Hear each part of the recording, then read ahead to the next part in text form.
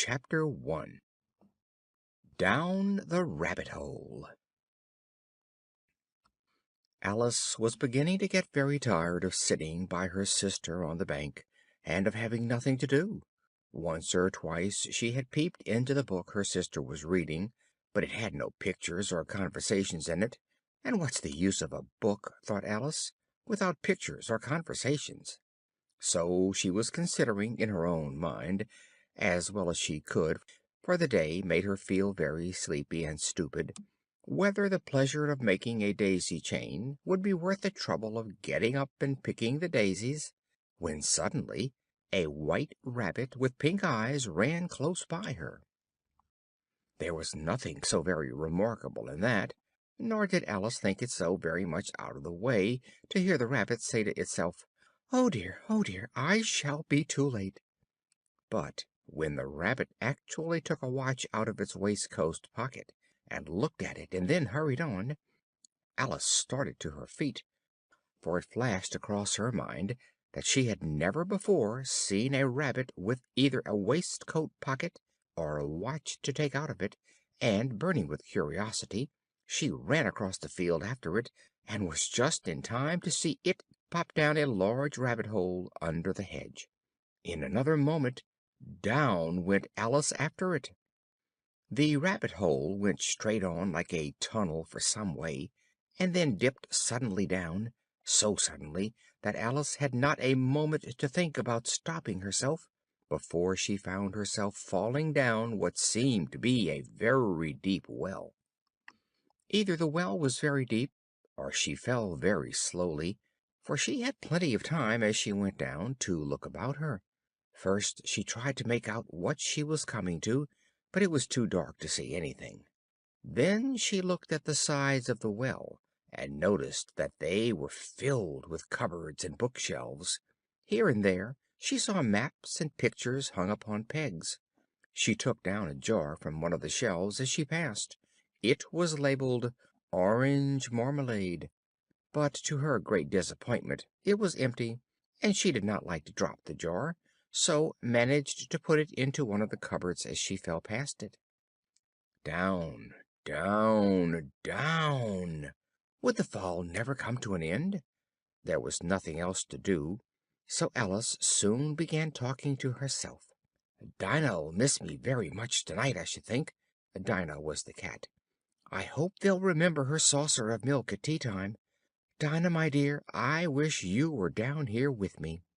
Alice felt that she was dozing off, when suddenly, thump, thump, down she came upon a heap of sticks and dry leaves, and the fall was over.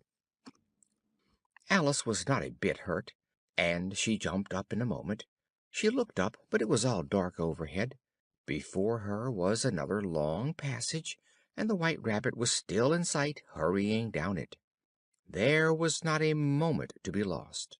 Away went Alice like the wind, and just in time to hear it say, as it turned a corner, "Oh, my ears and whiskers, how late it's getting!"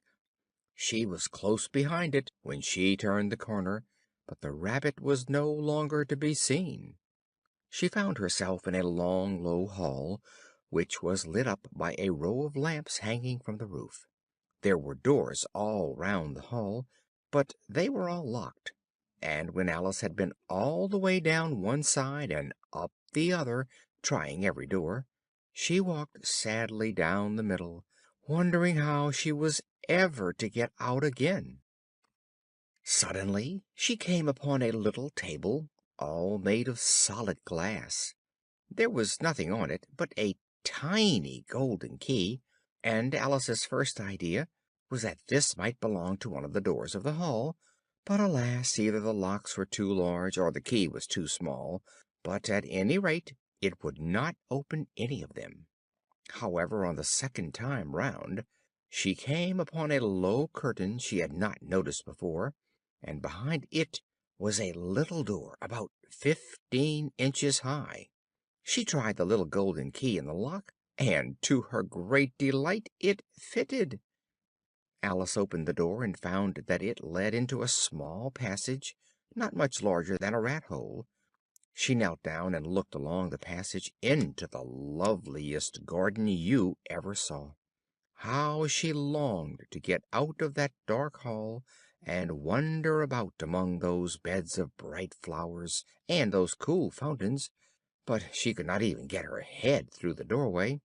"Oh," said Alice, "how I wish I could shut up like a telescope! I think I could if I only knew how to begin." Alice went back to the table, half hoping she might find another key on it, or at any rate a book of rules for shutting people up like telescopes. This time she found a little bottle on it, "which certainly was not here before," said Alice, and tied round the neck of the bottle was a paper label with the words "Drink me" beautifully printed on it in large letters. "No, I'll look first," she said, "and see whether it's marked poison or not," for she had never forgotten that if you drink from a bottle marked poison, it is almost certain to disagree with you sooner or later. However, this bottle was not marked poison, so Alice ventured to taste it, and, finding it very nice, it has sort of a mixed flavor of cherry tart, custard, pineapple, roast turkey, toffee, and hot buttered toast. She very soon finished it off. "What a curious feeling!" said Alice. "I must be shutting up like a telescope." And so it was indeed. She was now only 10 inches high, and her face brightened up at the thought that she was now the right size for going through the little door into that lovely garden. After a while, finding that nothing more happened, she decided on going into the garden at once, but alas for poor Alice! When she got to the door she found she had forgotten the little golden key, and when she went back to the table for it, she found she could not possibly reach it. She could see it quite plainly through the glass, and she tried her best to climb up one of the legs of the table, but it was too slippery, and when she had tired herself out with trying, the poor little thing sat down and cried. "Come, there's no use in crying like that," said Alice to herself, rather sharply. "I advise you to leave off this minute." She generally gave herself very good advice, though she very seldom followed it, and sometimes she scolded herself so severely as to bring tears into her eyes. Soon her eye fell on a little glass box that was lying under the table. She opened it, and found in it a very small cake, on which the words "Eat me" were beautifully marked in currants. "Well, I'll eat it," said Alice, "and if it makes me grow larger, I can reach the key, and if it makes me grow smaller, I can creep under the door. So either way I'll get into the garden, and I don't care which happens." She ate a little bit, and said anxiously to herself, which way?" holding her hand on the top of her head to feel which way she was growing, and she was quite surprised to find that she remained the same size. So she set to work, and very soon finished off the cake. End of chapter 1. Chapter 2. The Pool of Tears. "Curiouser and curiouser!" cried Alice. She was so much surprised that for a moment she quite forgot how to speak good English.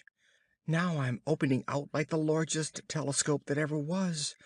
Good bye, feet! Oh, my poor little feet! I wonder who will put on your shoes and stockings for you now, dears. I shall be a great deal too far off to trouble myself about you." Just at this moment her head struck against the roof of the hall. In fact, she was now rather more than 9 feet high, and she at once took up the little golden key and hurried off to the garden door. Poor Alice! It was as much as she could do, lying down on one side, to look through into the garden with one eye, but to get through was more hopeless than ever. She sat down and began to cry again. She went on shedding gallons of tears, until there was a large pool all round her and reaching half down the hall. After a time she heard a little pattering of feet in the distance, and she hastily dried her eyes to see what was coming. It was the White Rabbit returning, splendidly dressed, with a pair of white kid gloves in one hand and a large fan in the other. He came trotting along in a great hurry, muttering to himself, "Oh, the Duchess, the Duchess! Oh, won't she be savage if I've kept her waiting?" When the rabbit came quite near her, Alice began, in a low, timid voice, "If you please, sir." The rabbit started violently, dropped the white kid gloves and the fan, and scurried away into the darkness as hard as he could. Alice took up the fan and gloves, and she kept fanning herself all the time she went on talking. "Dear, dear, how queer everything is to day! And yesterday things went on just as usual. Was I the same when I got up this morning? But if I'm not the same, the next question is, who in the world am I? Ah, that's the great puzzle." As she said this, she looked down at her hands, and was surprised to see that she had put on one of the rabbit's little white kid gloves while she was talking. "How can I have done that?" she thought. "I must be growing small again." She got up and went to the table to measure herself by it, and found that she was now about 2 feet high, and was going on shrinking rapidly. She soon found out that the cause of this was the fan she was holding, and she dropped it hastily, just in time to save herself from shrinking away altogether. "That was a narrow escape," said Alice, a good deal frightened at the sudden change, but very glad to find herself still in existence. "And now for the garden." And she ran with all speed back to the little door, but, alas! the little door was shut again, and the little golden key was lying on the glass table as before. "Things are worse than ever," thought the poor child, "for I never was so small as this before, never." As she said these words, her foot slipped, and in another moment, splash! she was up to her chin in salt water. Her first idea was that she had somehow fallen into the sea. However, she soon made out that she was in the pool of tears which she had wept when she was 9 feet high.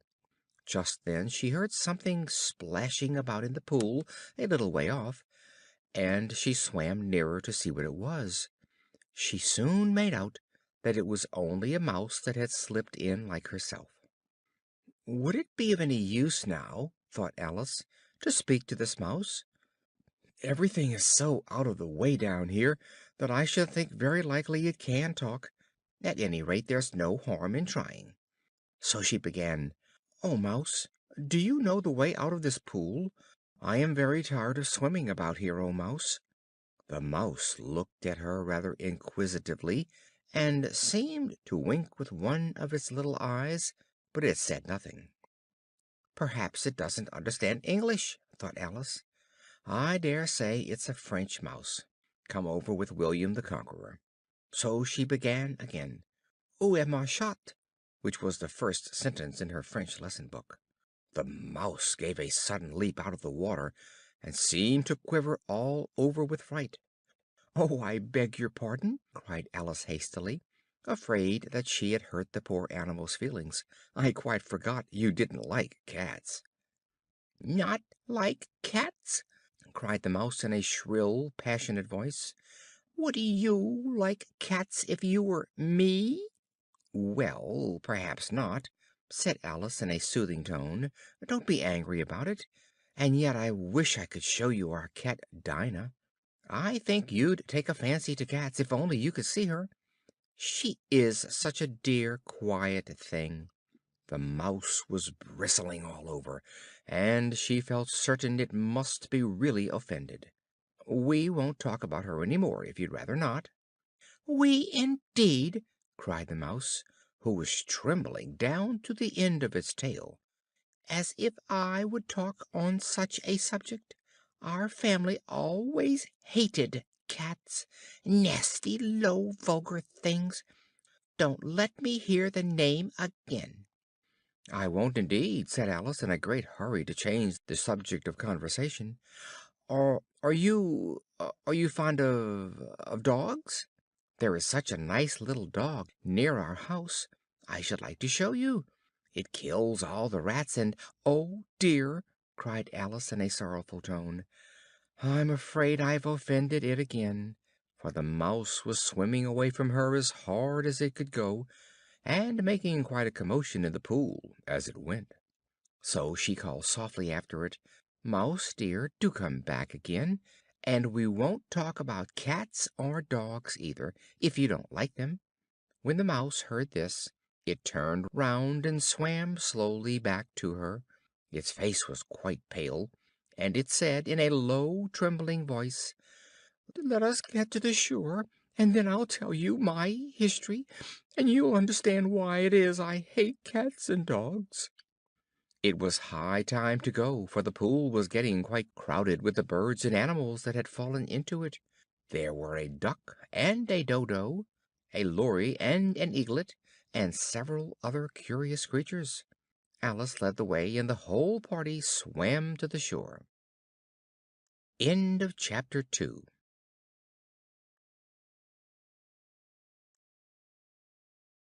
Chapter 3. A caucus race and a long tail. They were indeed a queer looking party that assembled on the bank.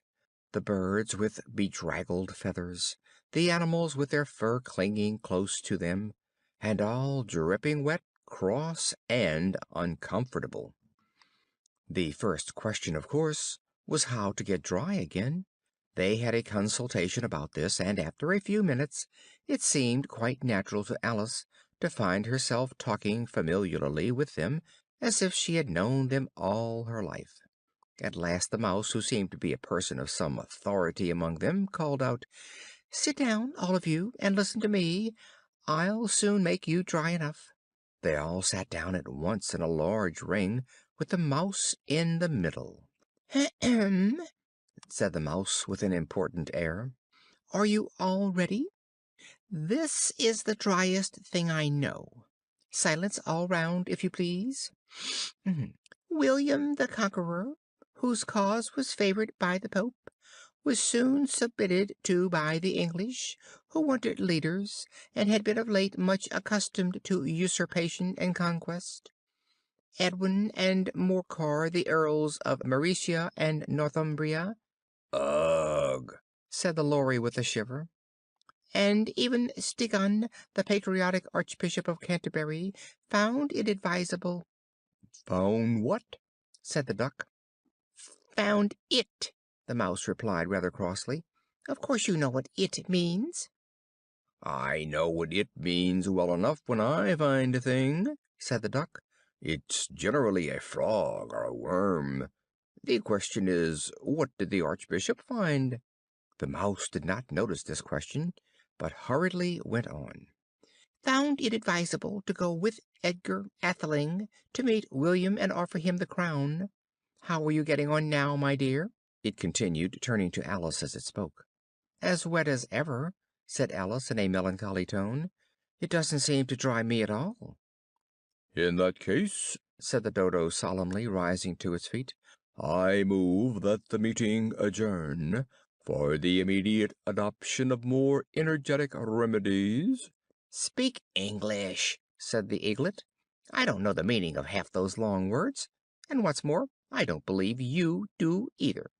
"What I was going to say," said the Dodo in an offended tone, "is that the best thing to get us dry would be a caucus race."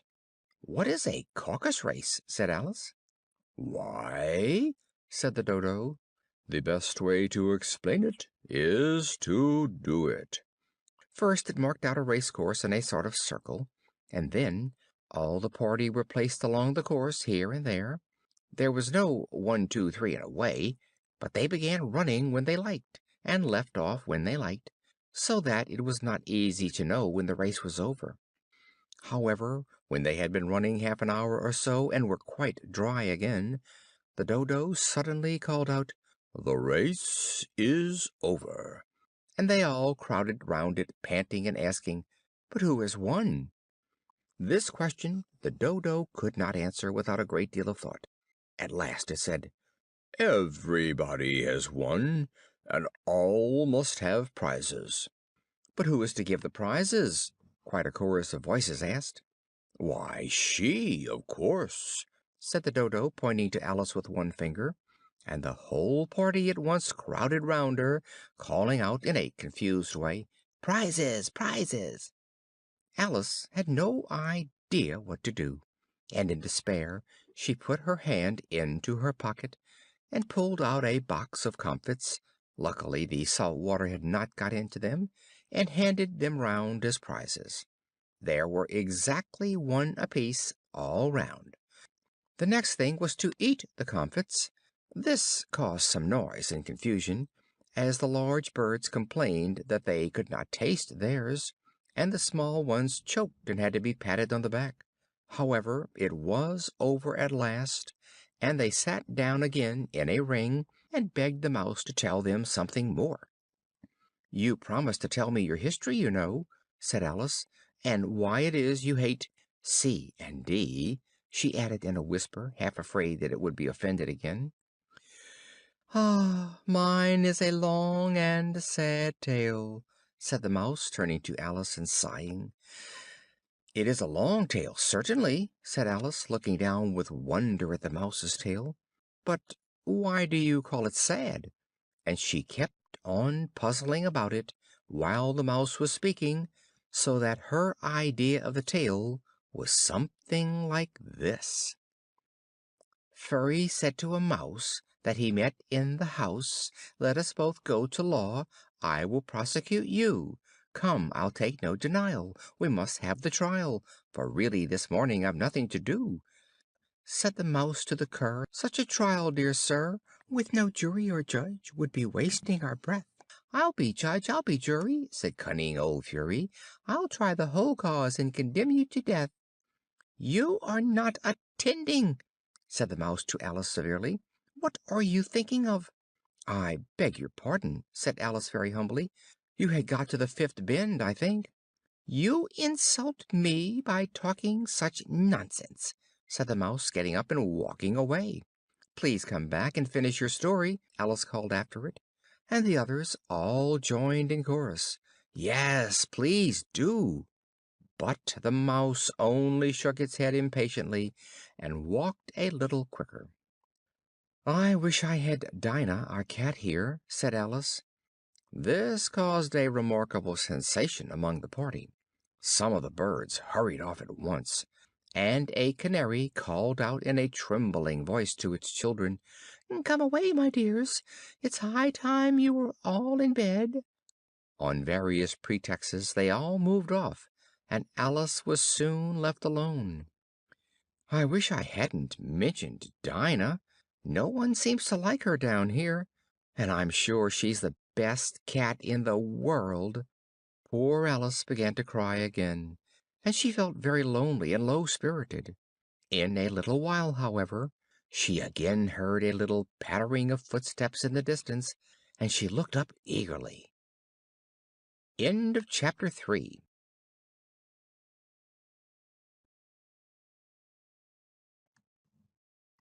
Chapter 4.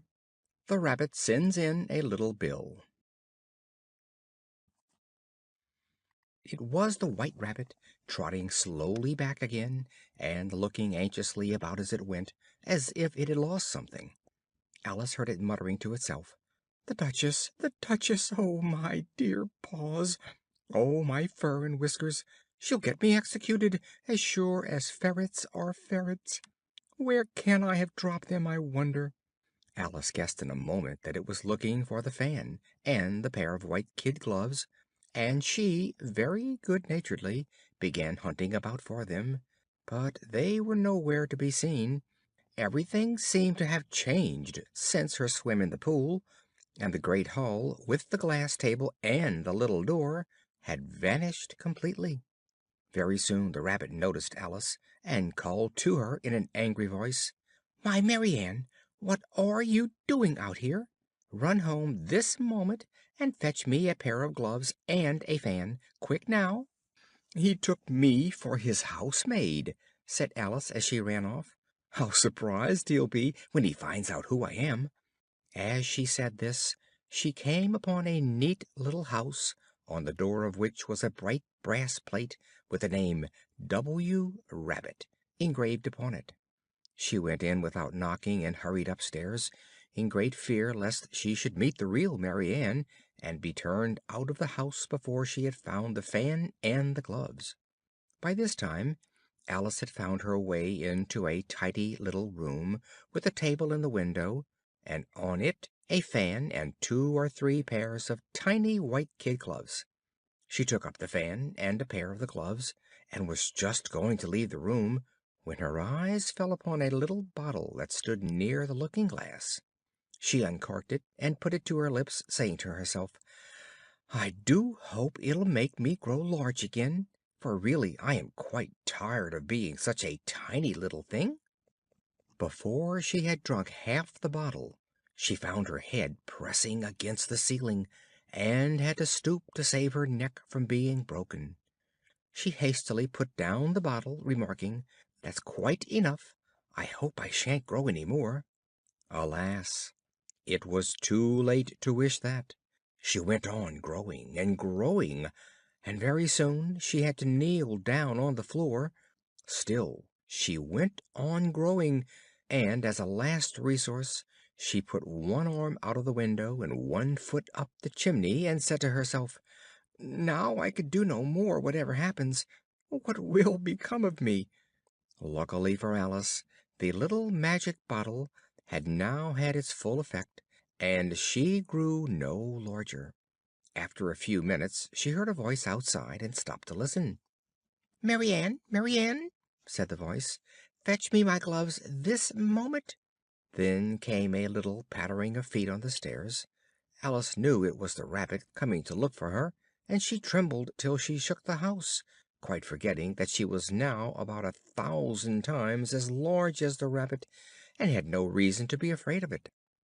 Presently the Rabbit came up to the door, and tried to open it, but as the door opened inwards, and Alice's elbow was pressed hard against it, that attempt proved a failure. Alice heard it say to itself, "Then I'll go round and get in at the window." "That you won't," thought Alice, and after waiting till she fancied she heard the Rabbit just under the window, she suddenly spread out her hand and made a snatch in the air. She did not get hold of anything, but she heard a little shriek, and a fall, and a crash of broken glass, from which she concluded that it was just possible it had fallen into a cucumber frame, or something of that sort. Next came an angry voice, the Rabbit's: "Pat, Pat, where are you?" And then a voice she had never heard before: "Sure then I'm digging for apples, your honor."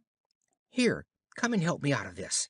Now tell me, Pat, what's that in the window?" "Sure it's an arm, your honor." "Well, it's got no business there, at any rate. Go and take it away." There was a long silence after this, and Alice could only hear whispers now and then, and at last she spread out her hand again, and made another snatch in the air. This time there were two little shrieks, and more sounds of broken glass. "I wonder what they'll do next," thought Alice. "As for pulling me out of the window, I only wish they could." She waited for some time without hearing anything more. At last there came a rumbling of little cart wheels, and the sound of a good many voices, all talking together. She made out the words: "Where's the other ladder? Bill's got the other. Bill, here, Bill. Will the roof bear? Who's to go down the chimney? Nay, I shan't. You do it. Here, Bill. The master says you've got to go down the chimney." Alice drew her foot as far down the chimney as she could, and waited till she heard a little animal scratching and scrambling about in the chimney close above her. Then she gave one sharp kick, and waited to see what would happen next. The first thing she heard was a general chorus of "There goes Bill!" Then the rabbit's voice alone. "Catch him, you by the hedge." Then silence. Then another confusion of voices. "Hold up his head. Brandy now. Don't choke him. What happened to you?" Last came a little feeble squeaking voice. "Well, I hardly know. No more, thanky. I'm better now. Uh, all I know is something came at me like a jack in the box, and up I goes like a skyrocket." After a minute or two of silence, they began moving about again, and Alice heard the rabbit say, "A barrel full will do, to begin with." A barrel full of what? thought Alice. But she had not long to doubt, for the next moment a shower of little pebbles came rattling in at the window, and some of them hit her in the face. Alice noticed with some surprise that the pebbles were all turning into little cakes as they lay on the floor, and a bright idea came into her head. "If I eat one of these cakes," she thought, "it's sure to make some change in my size." So she swallowed one of the cakes, and was delighted to find that she began shrinking directly.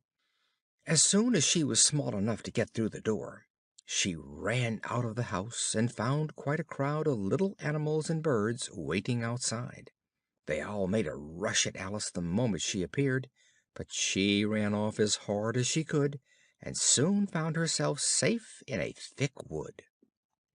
"The first thing I've got to do," said Alice to herself, as she wandered about in the wood, "is to grow to my right size again, and the second thing is to find my way into that lovely garden.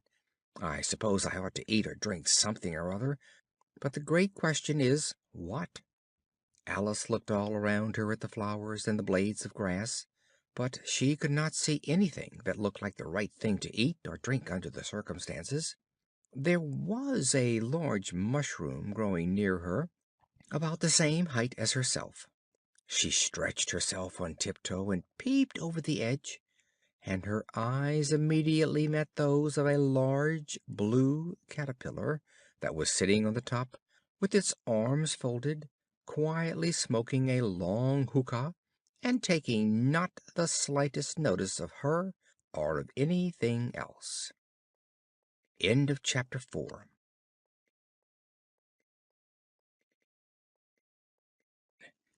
Chapter 5. Advice from a Caterpillar. At last the Caterpillar took the hookah out of its mouth, and addressed Alice in a languid, sleepy voice. "Who are you?" said the Caterpillar. Alice replied rather shyly, "I hardly know, sir, just at present. At least I know who I was when I got up this morning, but I think I must have changed several times since then." "What do you mean by that?" said the Caterpillar sternly. "Explain yourself." "I can't explain myself, I'm afraid, sir," said Alice, "because I'm not myself, you see. Being so many different sizes in a day is very confusing." She drew herself up and said very gravely, "I think you ought to tell me who you are first." "Why?" said the Caterpillar. As Alice could not think of any good reason, and the Caterpillar seemed to be in a very unpleasant state of mind, she turned away. "Come back!" the Caterpillar called after her. "I've something important to say." Alice turned and came back again. "Keep your temper," said the Caterpillar. "Is that all?" said Alice, swallowing down her anger as well as she could. "No," said the Caterpillar. It unfolded its arms, took the hookah out of its mouth again, and said, "So you think you're changed, do you?" "I'm afraid I am, sir," said Alice. "I can't remember things as I used to, and I don't keep the same size for 10 minutes together." "What size do you want to be?" asked the Caterpillar. "Oh, I'm not particular as to size," Alice hastily replied. "Only one doesn't like changing so often, you know. I should like to be a little larger, sir, if you wouldn't mind," said Alice.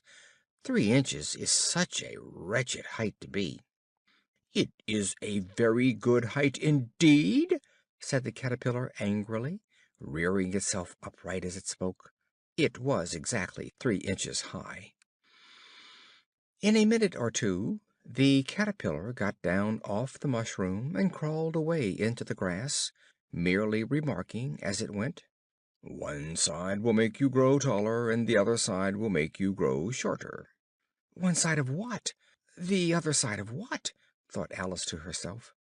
"Of the mushroom," said the caterpillar, just as if she had asked it aloud, and in another moment it was out of sight.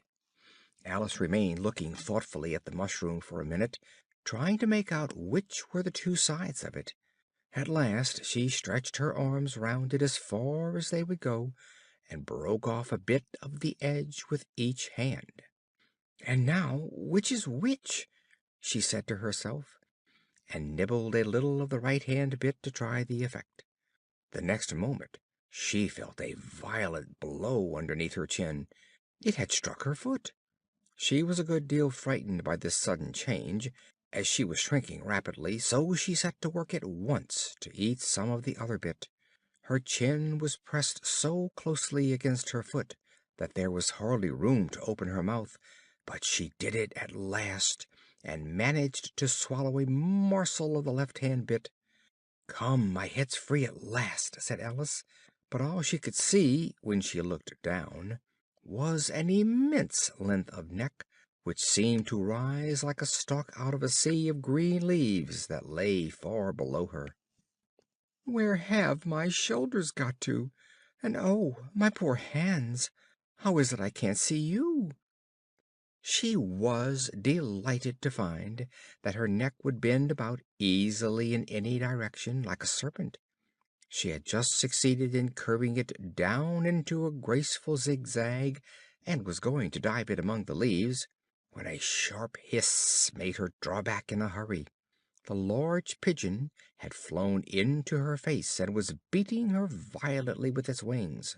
"Serpent!" cried the pigeon. "I'm not a serpent," said Alice indignantly. "Leave me alone." "I've tried the roots of trees, and I've tried banks, and I've tried hedges," the pigeon went on, "but those serpents, there's no pleasing them." Alice was more and more puzzled. "As if it wasn't trouble enough hatching the eggs," said the pigeon, "but I must be on the lookout for serpents night and day." "And just as I'd taken the highest tree in the wood," continued the pigeon, raising its voice to a shriek, "and just as I was thinking I should be free of them at last, there must needs come wriggling down from the sky. Ugh, serpent!" "But I'm not a serpent, I tell you," said Alice. I'm a I'm a I'm a little girl," she added rather doubtfully, as she remembered the number of changes she had gone through that day. "You're looking for eggs, I know that well enough," said the pigeon. "And what does it matter to me whether you're a little girl or a serpent?" "It matters a good deal to me," said Alice hastily, "but I'm not looking for eggs, as it happens, and if I was I shouldn't want yours. I don't like them raw." "Well, be off then," said the pigeon in a sulky tone, as it settled down again into its nest. Alice crouched down among the trees as well as she could, for her neck kept getting entangled among the branches, and every now and then she had to stop and untwist it. After a while she remembered that she still held the pieces of mushroom in her hands, and she set to work very carefully, nibbling first one and then the other, and growing sometimes taller and sometimes shorter, until she had succeeded in bringing herself down to her usual height. It was so long since she had been anything near the right size that it felt quite strange at first. "The next thing is to get into that beautiful garden. How is that to be done, I wonder?" As she said this, she came suddenly upon an open place with a little house in it about 4 feet high. "Whoever lives there," thought Alice, "it'll never do to come upon them this size. Why, I should frighten them out of their wits." She did not venture to go near the house till she had brought herself down to 9 inches high. End of chapter 5.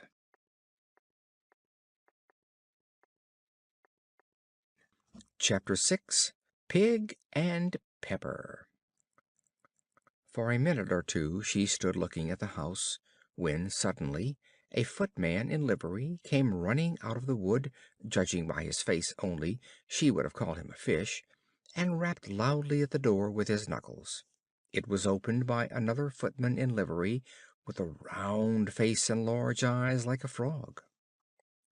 The fish footman began by producing from under his arm a great letter, and this he handed over to the other, saying, in a solemn tone, "For the Duchess, an invitation from the Queen to play croquet." The frog footman repeated in the same solemn tone, "From the Queen, an invitation for the Duchess to play croquet." Then they both bowed low, and their curls got entangled together. When Alice next peeped out, the fish footman was gone, and the other was sitting on the ground near the door, staring stupidly up into the sky. Alice went timidly up to the door and knocked. "There's no use in knocking," said the footman, "and that for two reasons. First, because I'm on the same side of the door as you are. Secondly, because they're making such a noise inside, no one could possibly hear you." And certainly there was a most extraordinary noise going on within, a constant howling and sneezing, and every now and then a great crash, as if a dish or kettle had been broken to pieces. "How am I to get in?" asked Alice. "Are you to get in at all?" said the footman. "That's the first question, you know." Alice opened the door and went in. The door led right into a large kitchen, which was full of smoke from one end to the other. The Duchess was sitting on a three-legged stool in the middle, nursing a baby. The cook was leaning over the fire, stirring a large cauldron which seemed to be full of soup.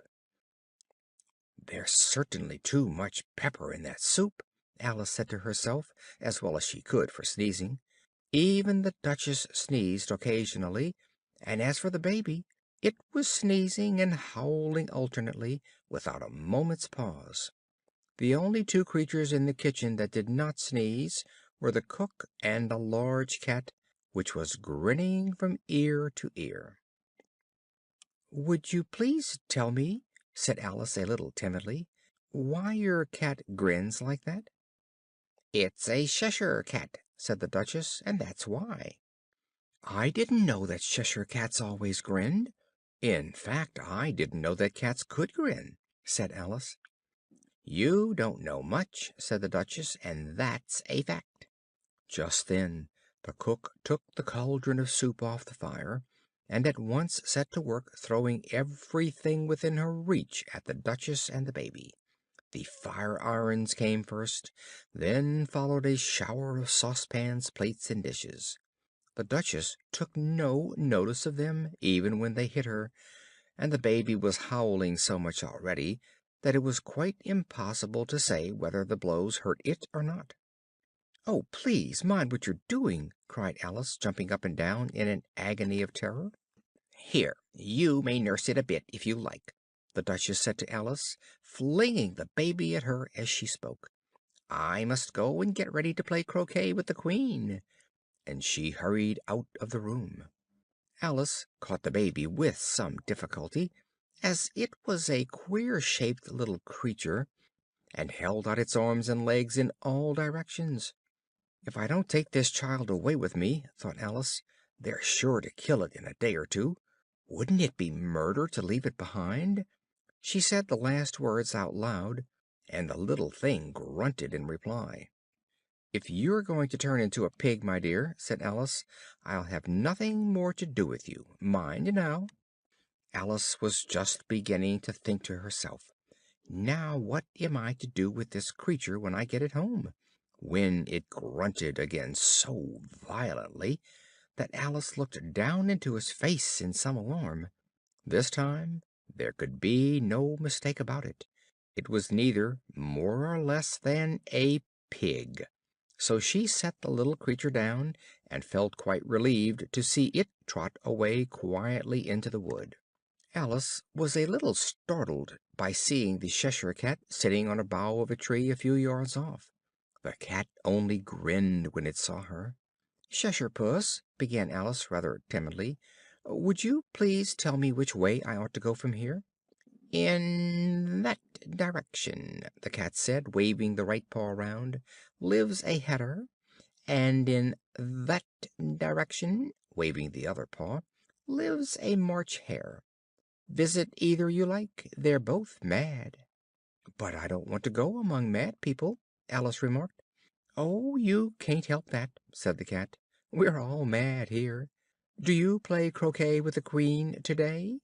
"I should like it very much," said Alice, "but I haven't been invited yet." "You'll see me there," said the cat, and vanished. Alice had not gone much farther before she came in sight of the house of the March Hare. It was so large a house that she did not like to go near till she had nibbled some more of the left hand bit of mushroom. Chapter 6.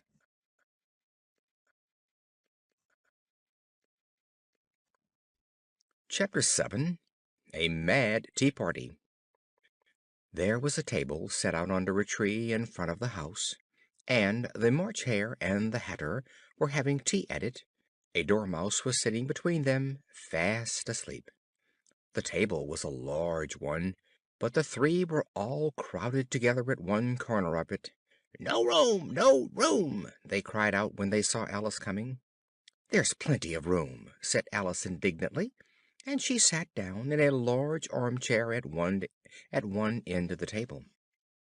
The Hatter opened his eyes very wide on hearing this, but all he said was, "Why is a raven like a writing desk?" "I'm glad they've begun asking riddles. I believe I can guess that," she added aloud. "Do you mean that you think you can find out the answer to it?" said the March Hare. "Exactly so," said Alice. "Then you should say what you mean," the March Hare went on. "I do," Alice hastily replied. At least I mean what I say. That's the same thing, you know." "You might just as well say," added the Dormouse, which seemed to be talking in its sleep, "that I breathe when I sleep is the same thing as I sleep when I breathe." "It is the same thing with you," said the Hatter, and he poured a little hot tea upon its nose. The Dormouse shook its head impatiently, and said, without opening its eyes, Of course, just what I was going to remark myself." "Have you guessed the riddle yet?" the Hatter said, turning to Alice again. "No, I give up," Alice replied. "What's the answer?" "I haven't the slightest idea," said the Hatter. "Nor I," said the March Hare. Alice gave a weary sigh. "I think you might do something better with the time," she said, "than wasting it in asking riddles that have no answers." "Take some more tea," the March Hare said to Alice very earnestly. "I've had nothing yet," Alice replied in an offended tone, "so I can't take more." "You mean you can't take less," said the Hatter. "It's very easy to take more than nothing." At this Alice got up and walked off. The Dormouse fell asleep instantly, and neither of the others took the least notice of her going, though she looked back once or twice. The last time she saw them, they were trying to put the Dormouse into the teapot. "At any rate, I'll never go there again," said Alice, as she picked her way through the wood. "It's the stupidest tea party I ever was at in all my life." Just as she said this, she noticed that one of the trees had a door leading right into it.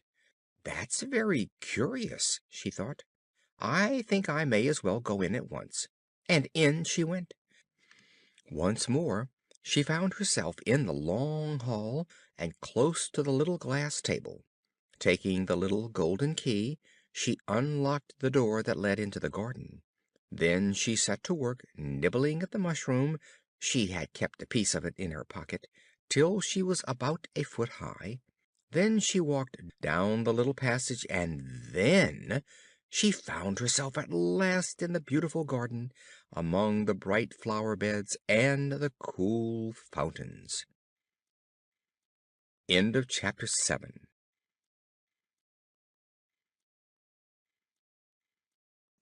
Chapter 8. The Queen's Croquet Ground. A large rose tree stood near the entrance of the garden.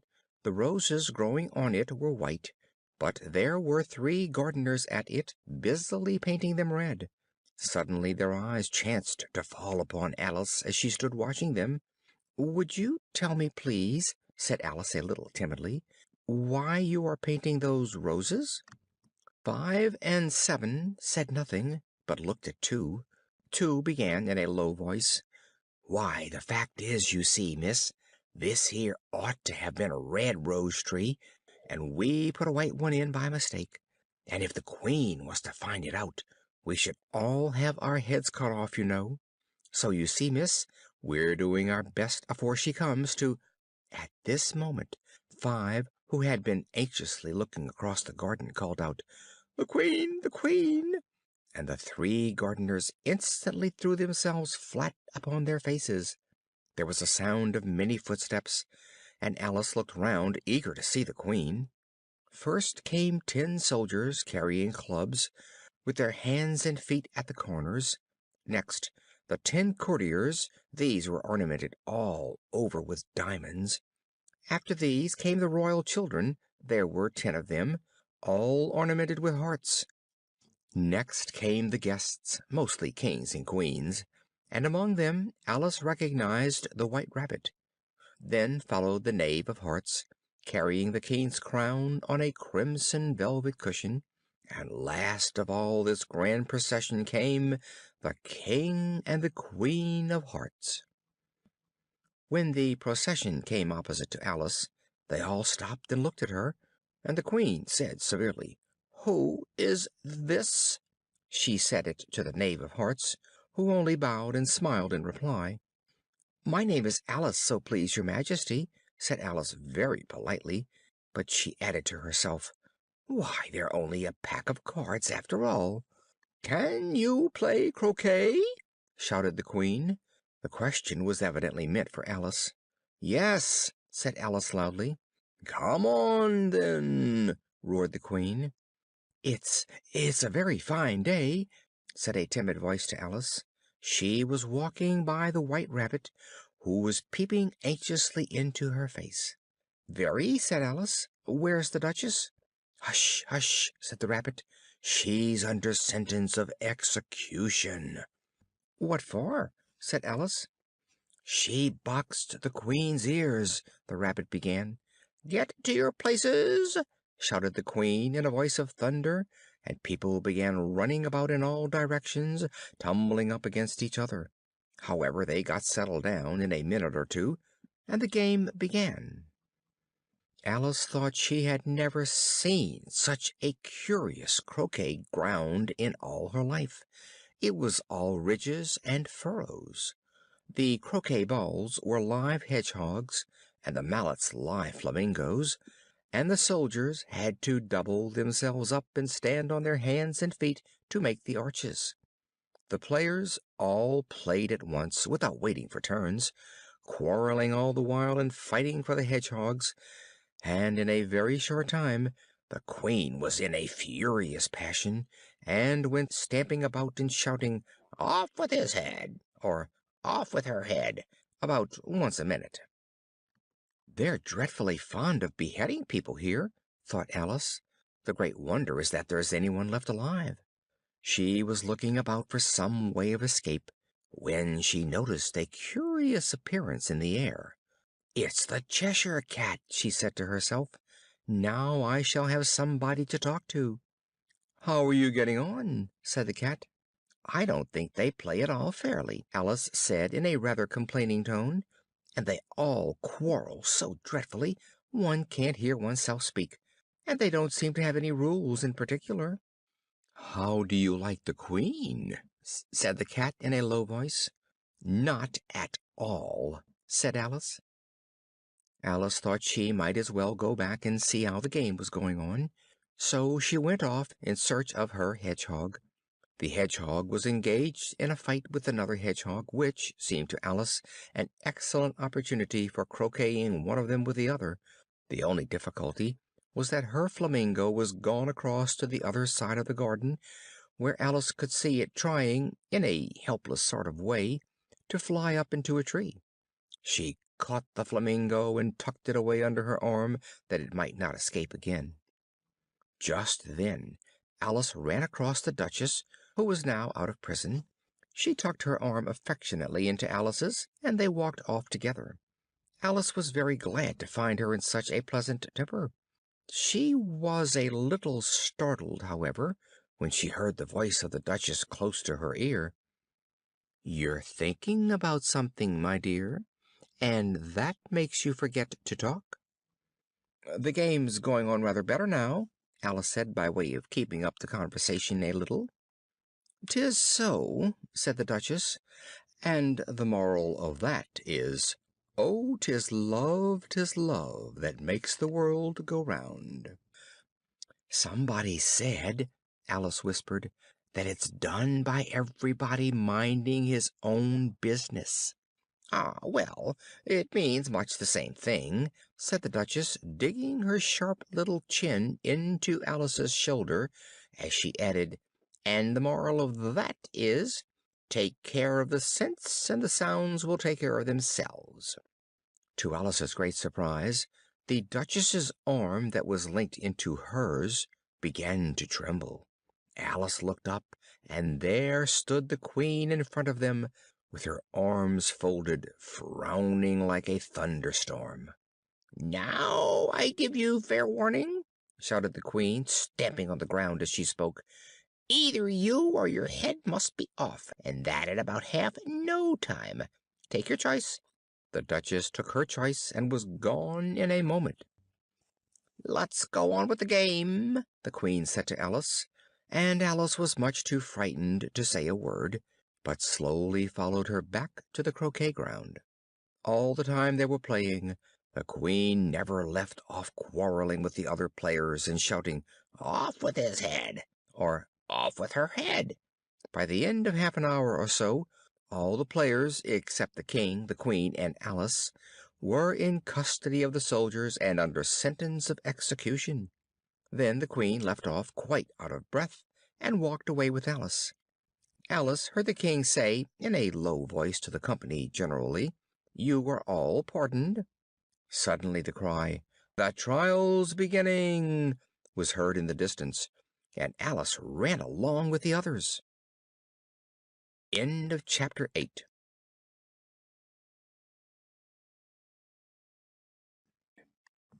Chapter 9. Who Stole the Tarts? The King and Queen of Hearts were seated on their throne when they arrived, with a great crowd assembled about them. All sorts of little birds and beasts, as well as the whole pack of cards. The knave was standing before them, in chains, with a soldier on each side to guard him, and near the King was the White Rabbit, with a trumpet in one hand and a scroll of parchment in the other. In the very middle of the court was a table, with a large dish of tarts upon it. "I wish they'd get the trial done," Alice thought, "and hand round the refreshments." The judge, by the way, was the King, and he wore his crown over his great wig. "That's the jury box," thought Alice, "and those 12 creatures, some were animals and some were birds, I suppose they are the jurors." Just then the White Rabbit cried out, "Silence in the court!" "Herald, read the accusation," said the King.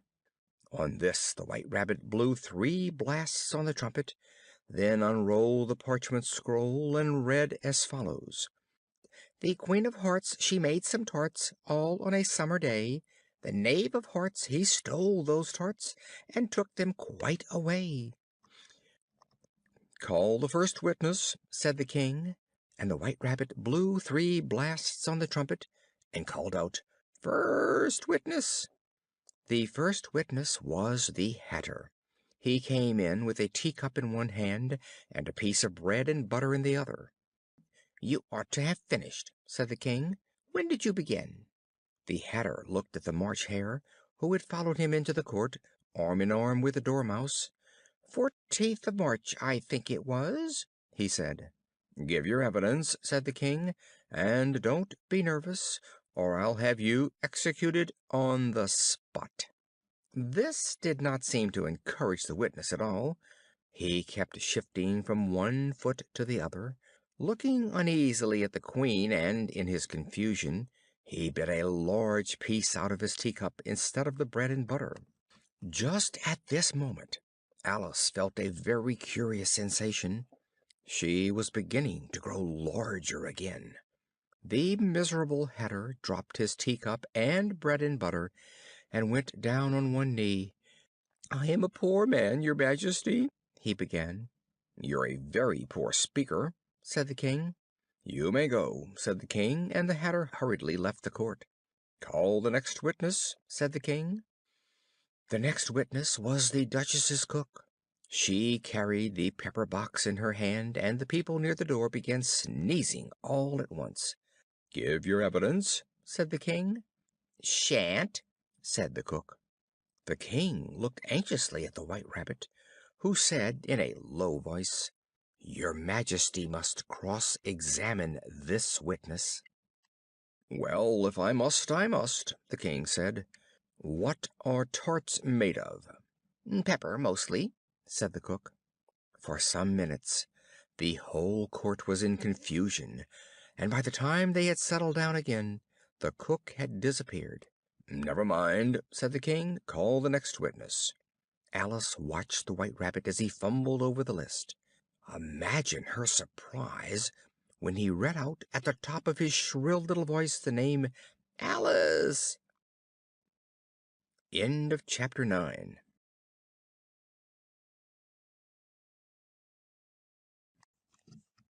Chapter 10. Alice's Evidence. "Here!" cried Alice. She jumped up in such a hurry that she tipped over the jury box, upsetting all the jurymen on the heads of the crowd below. "Oh, I beg your pardon!" she exclaimed in a tone of great dismay. "The trial cannot proceed," said the King, "until all the jurymen are back in their proper places. All," he repeated with great emphasis, looking hard at Alice. "What do you know of this business?" the King said to Alice. "Nothing whatever," said Alice. The King then read from his book: "Rule 42. All persons more than a mile high to leave the court." "I'm not a mile high," said Alice. "Nearly 2 miles high," said the Queen. "Well, I shan't go, at any rate," said Alice. The King turned pale and shut his notebook hastily. "Consider your verdict," he said to the jury in a low, trembling voice. "There's more evidence to come yet, please, your Majesty," said the White Rabbit, jumping up in a great hurry. "This paper has just been picked up. It seems to be a letter written by the prisoner to somebody." He unfolded the paper as he spoke, and added, "It isn't a letter, after all. It's a set of verses." "Please, your Majesty," said the Knave, "I didn't write it, and they can't prove that I did. There's no name signed at the end." "You must have meant some mischief, or else you'd have signed your name like an honest man," said the King. There was a general clapping of hands at this. "Read them," he added, turning to the White Rabbit. There was dead silence in the court whilst the White Rabbit read out the verses. "That's the most important piece of evidence we've heard yet," said the King. "I don't believe there's an atom of meaning in it," ventured Alice. "If there's no meaning in it," said the King, "that saves a world of trouble, you know, as we needn't try to find any. Let the jury consider their verdict." "No, no," said the Queen. "Sentence first, verdict afterwards." "Stuff and nonsense!" said Alice loudly.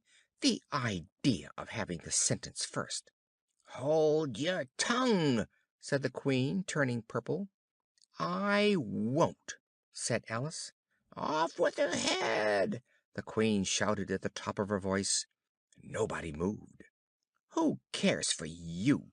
said Alice. She had grown to her full size by this time. "You're nothing but a pack of cards." At this the whole pack rose up in the air, and came flying down upon her. She gave a little scream, half of fright and half of anger, and tried to beat them off, and found herself lying on the bank, with her head in the lap of her sister, who was gently brushing away some dead leaves that had fluttered down from the trees upon her face. "Wake up, Alice dear," said her sister. "Why, what a long sleep you've had!"